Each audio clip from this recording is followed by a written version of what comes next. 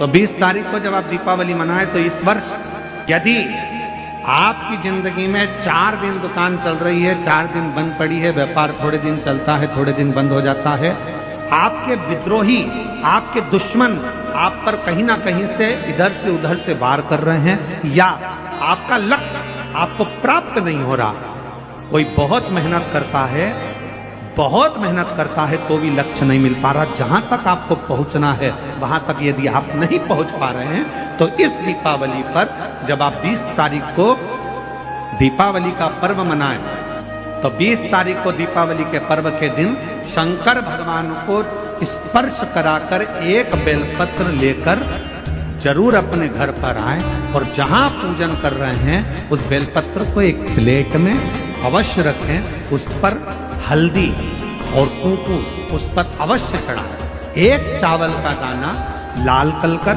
एक चावल का दाना पीला कर उस बेलपत्र पर अवश्य चढ़ाएं और उस बेलपत्र को अपने पास में 1 वर्ष तक संभाल कर रखना। फिर अगले साल आप और हमें बताना कि उस बेलपत्र ने आपको मंजिल तक पहुंचाया कि नहीं पहुंचाया, आपको लक्ष्य प्रदान कराया। आपके घर के आसपास में जो शंकर का मंदिर हो ना, दीपावली के दिन शंकर के मंदिर में जाकर दीपदान जरूर करना। दीपावली के पर्व पर शिव मंदिर में जाकर उसके आसपास में दीप जरूर लगाना। क्यों? आपको वही फल प्राप्त होगा जो काशी में देवताओं ने दीप जलाकर प्राप्त किया। शंकर की अविरल भक्ति को धारण, शिव तत्व को धारण कर। और इस वर्ष जब आप अक्टूबर को दिवाली मनाएं और 20 तारीख को जब आप दीपावली का पर्व मनाएंगे, हमारे यहाँ भी दीपावली कुबेरेश्वर धाम पर 20 तारीख की है, खजाना रहता है, ऐसा ही क्रम दीपावली पर्व का रहता है। तो 20 तारीख को जब आप दीपावली मनाएं तो इस वर्ष सबको कहूंगा, जितने भी आस्था चैनल पर कथा सुन रहे हैं, जितने फेसबुक यूट्यूब पर कथा श्रवण कर रहे हैं, यदि आपकी जिंदगी में 4 दिन दुकान चल रही है, 4 दिन बंद पड़ी है, व्यापार थोड़े दिन चलता है, थोड़े दिन बंद हो जाता है, आपके विद्रोही, आपके दुश्मन आप पर कहीं ना कहीं से इधर से उधर से वार कर रहे हैं, या आपका लक्ष्य आपको प्राप्त नहीं हो रहा, कोई बहुत मेहनत करता है, बहुत मेहनत करता है तो भी लक्ष्य नहीं मिल पा रहा, जहां तक आपको पहुंचना है वहां तक यदि आप नहीं पहुंच पा रहे हैं, तो इस दीपावली पर जब आप 20 तारीख को दीपावली का पर्व मनाएं, तो 20 तारीख को दीपावली के पर्व के दिन शंकर भगवान को स्पर्श कराकर एक बेलपत्र लेकर जरूर अपने घर पर आए और जहां पूजन कर रहे हैं उस बेलपत्र को एक प्लेट में अवश्य रखें, उस पर हल्दी और कुंकू उस पर अवश्य चढ़ाएं। एक चावल का दाना लाल कर, एक चावल का दाना पीला कर उस बेलपत्र पर अवश्य चढ़ाएं और उस बेलपत्र को अपने पास में 1 वर्ष तक संभाल कर रखना। फिर अगले साल आप और हमें बताना कि उस बेलपत्र ने आपको मंजिल तक पहुंचाया कि नहीं पहुंचाया, आपको लक्ष्य प्रदान कराया। कई लोग रहते हैं, बहुत मेहनत करते हैं, बहुत परिश्रम करते हैं, सब चाहते हैं कि ये व्यक्ति इतने स्थान पर बैठे, इसको ये पद मिलना चाहिए, इसको ये कुर्सी मिलना चाहिए, इसको ये जगह मिलना चाहिए, इसको वहां तक पहुंचना चाहिए, इस व्यक्ति को तो इस पद पर पहुंचना चाहिए पर नहीं पहुंच पाता, इस व्यक्ति को तो वहां तक पहुंचना है पर ये नहीं पहुंच पाता। एक बेलपत्र का प्रयोग कर देते, अगले वर्ष बात करेंगे कि मेरे भोलेनाथ ने आपका हाथ पकड़कर आपको उस मंजिल तक भेजा कि नहीं भेजा। किसान कह देते हैं, अरे गुरुजी हमारी फसल पिट गई, अब की बार हमारी जो पिक थी वो पूरी की पूरी पिट गई, हमारा पानी ने बेकार कर दिया, हमारा इसने बेकार कर दिया, हमारा उसने बेकार कर दिया। बेचारा किसान कर्जे में होता चले जाता है, तकलीफ में होता चले जाता है। हम उनसे भी कहेंगे एक बार प्रयोग कर देखिए, एक बेलपत्री का दीपावली की रात्रि को, और अब की बार दीपावली का पर्व 20 अक्टूबर को जो मनाया जा रहा है, 20 अक्टूबर दीपावली पर्व के दिन एक बार प्रयोग कर देखिए कि वो बेलपत्र शिव जी को लगाया हुआ। क्यों? क्योंकि भगवान शंकर ने माता लक्ष्मी को जब भगवान विष्णु को दिया था, क्योंकि माता लक्ष्मी की माँ ख्याति देवी तो लक्ष्मी जी का विवाह शिव जी से करना चाहती थी, पर शंकर जी ने मना कर दिया था कि मैं विवाह नहीं करूंगा, इनको तो नारायण को दे दो। तो लक्ष्मी जी को भगवान शंकर ने जब यहाँ आया तब माता लक्ष्मी ने वर दिया, भगवान शंकर से प्रार्थना करी, आप मुझे आज्ञा करो।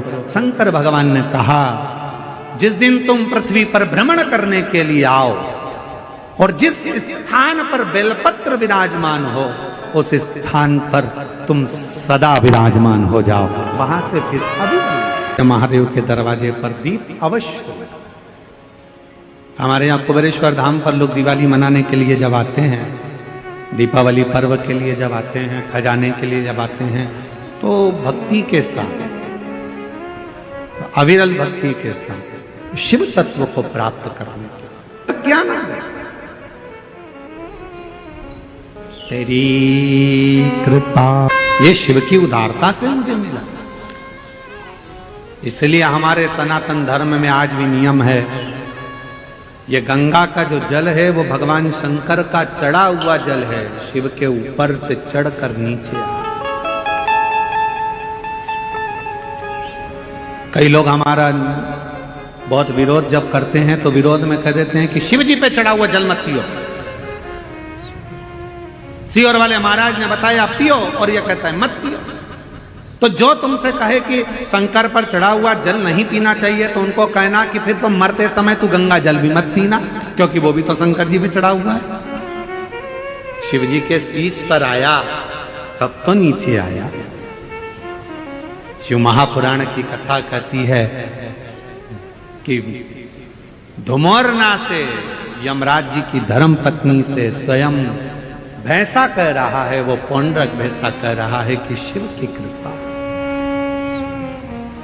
हुआ जल का प्रोक्षण हो।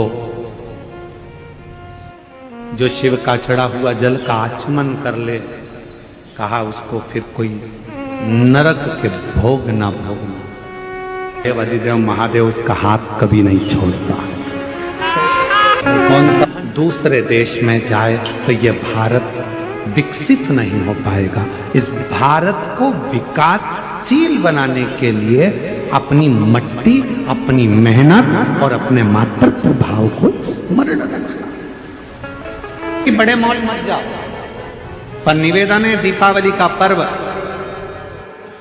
छोटी सी दुकान पर जाते हो तो 25 बार पूछते हो, भैया ये कपड़ा बहुत महंगा है, भैया ये सामान बहुत महंगा है, छोटी सी दुकान पर। और बड़े बड़े मॉल में जाते हो तो केवल पढ़ते हो कि प्राइस कितना है और देख लेते हो। भले अब वहां कोई नहीं पूछेगा कि कम करो कि ज्यादा करो कि ऐसा करो कि वैसा करो, पर वहां पर तुमको तो VIP बन के जाना है ना, जोरदार बंटन के। जो सामान मिलेगा उठा के रखते जाओगे, रखते जाओगे, रखते जाओगे। उसने बिल बना कर दे दिया, उतना के उतना पैसा देकर आ जाओगे। पर अपने गाँव में जब छोटी सी दुकान पर जाते हो, मोल भाव करते हो। मोल भाव करना मतलब थोड़ा सा प्यार तुम्हारा दुकान वालों को, और दुकान वालों का थोड़ा सा प्यार तुम्हारे पास आता है। अपनी मट्टी की गंध और अपनी मेहनत का फल लेकर जब तुम अपने घर आते हो, किसी के घर पर तुम्हारे 1 रुपया ज्यादा जाने से अगर किसी गरीब बड़े के यहाँ दिया जल जाए तो समझ लेना कि दीपावली का पर्व मन गया। दीपावली एक नियम बनाओगे कि हम कह चले जाएंगे और तुम भूल जाओगे। अरे बोलो तो जम के रहे शिरडी वालों, बनाओगे? कौन कौन बनाएगा? जरा हाथ उठाओ जरा। सब बना रहे हो नियम? हाँ बनाओ, हम भी बनाए। इस दीपावली पर एक नियम बनाओ। जितने आस्था चैनल पर सुन रहे हो, जितने फेसबुक यूट्यूब पर सुन रहे हो, जितने सोशल मीडिया और मीडिया के माध्यम से सुन रहे हो, जितनी मीडिया है, जितने अखबार है, जितने न्यूज चैनल है, जिनके माध्यम से आप कथा श्रवण कर रहे हो, इस दीपावली पर नियम बनाओ कि अपने गांव की मिट्टी, अपने गांव की मेहनत और अपने गांव का प्रेम होना चाहिए। खरीदी अपने गांव के ही छोटे दुकानदारों से होना चाहिए, बड़े मॉलों से। अपने गांव का पैसा अपने गांव में रहे, अपने शहर का पैसा। एक किसान अनार लगाता है, एक किसान संतरा लगाता है, मौसम्बी लगाता है, एक किसान मक्का लगाता है। कितनी मेहनत करता है। मेहनत कर कर उसको फल तो थोड़ा सा मिलता है, पर जो लेने वाला है वो लेकर जाता है और उसको करोड़ों का बना लेता है। तो किसान क्यों भूखा है? किसान क्यों कमजोर है? थोड़ी मेहनत अपने को करना है, थोड़ा परिश्रम। विदेशी दूर भगाओ, स्वयं का सोच। आत्मनिर्भर भारत, ये हमारा खुद का निर्माण मूल होना चाहिए कि हमको कुछ पशु पक्षी जानवर जलचर थलचर कोई मानव उसके शरीर में अगर शिवलिंग पर चढ़ा हुआ जल, शंकर का चढ़ा हुआ जल यदि उसके शरीर पर कहीं लगा हो या उसके मुख में शंकर का चढ़ा हुआ जल पड़ा हो तो उसे तो त्राण मत देना, उसे कष्ट मत देना, उसको सीधे मार्ग से लेकर उसको तू परेशान मत करना।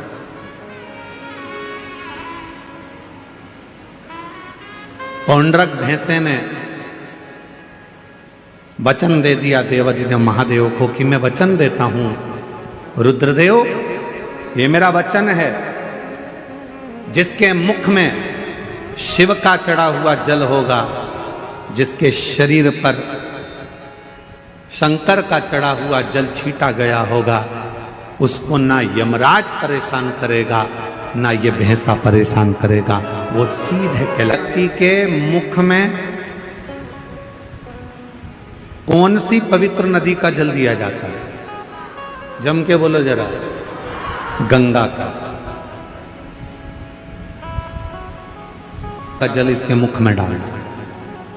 कभी किसी ने पूछा अपने पूर्वजों से, अपने बुजुर्गों से कि मरने वाले के मुख में गंगा जल क्यों दिया जाता है? कभी किसी पवित्र व्यक्ति से पूछा कि मरने वाला व्यक्ति का जब उसको जब शमशान ले जाया जाता है तो उसके शरीर को गंगा जल डालकर पानी से नहलाया जाता है, साफ करा जाता है? कभी किसी ने अपने बुजुर्गों से पूछा कि मरने वाले के मुख में गंगा जल क्यों देते हैं? मरने वाले के मुख में गंगा जल क्यों दिया जाता है? मरने वाले के ऊपर गंगा जल का प्रोक्षण क्यों करा जाता है? गंगा जल क्यों छीटा जाता है? उसका एक कारण रुद्रदेव ने जिस भैंसे पर यमराज बैठते हैं वो पौंड्रक भैंसा, रुद्रदेव ने उस भैंसे को कहा था अगर किसी के शरीर पर शिव का चढ़ा हुआ जल हो या मुख में शंकर का जल हो तो उसको तू यम की कैद मत देना। गंगा जल कहाँ चढ़ा है? शंकर की जटा पर। तो गंगा का जल कहाँ से निकलता है? शिव की जटा से। तो शंकर का चढ़ा हुआ जल ही गंगा जल है। इसलिए जब गंगा जल किसी को दे दिया जाता है, उसके शरीर में गिर जाता है, उसके मुख में पड़ जाता है, फिर वो त्राण नहीं भोगता।